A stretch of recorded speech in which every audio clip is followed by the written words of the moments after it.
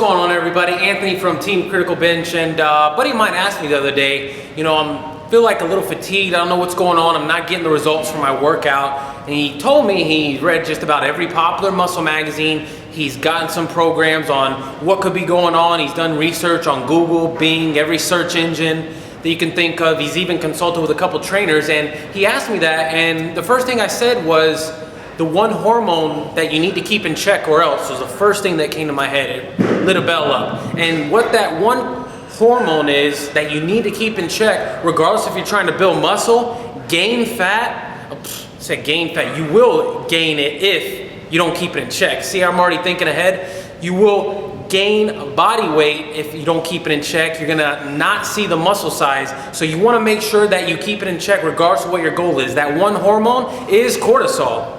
Now, cortisol is a hormone you might have not heard of. It's secreted by the adrenal glands in the body, and a little bit of cortisol is needed. That's why it's in our body. But if you overdo it and get stressed, let's say you're not sleeping enough, you're overtraining, you're not following a good diet, all those sort of things will lead to an elevation in cortisol. A lot of times it's in combination. It's not just, oh, I'm not sleeping enough. It's, I'm not sleeping, I'm stressed, my workouts aren't good, or I'm working out too much, breaking down body tissue. And what's gonna happen is, it's actually gonna cause you to retain some water when your cortisol levels are elevated, you're stressed, you're not able to produce what your body needs to. So let's say you're trying to build muscle. Your body's gonna be fatigued, and you're not gonna be able to rebuild, because when you're working out, you're actually breaking down the muscle tissue instead of building it up. So that's why it's important to follow a diet, get your protein, your amino acids to rebuild, you need sleep, things of that nature. So always want to keep your cortisol hormone levels in check. I actually have a checklist that I tell a lot of people.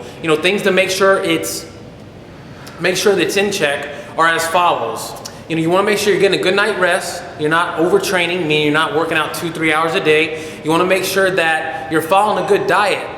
And some things that can actually help prevent it is vitamin C, keeping your immune system up, and L-glutamine. L-glutamine is a supplement. It's one of the most abundant amino acids in the body that can help you with recovery and things of that nature. So take that advice. Remember, cortisol is something that will actually cause you to do the opposite. If you're trying to build muscle, you actually be storing fat and not building that muscle. It's a nasty, nasty hormone. I remember when I first learned about it, it rang a bell. I hope it rang a bell with you guys.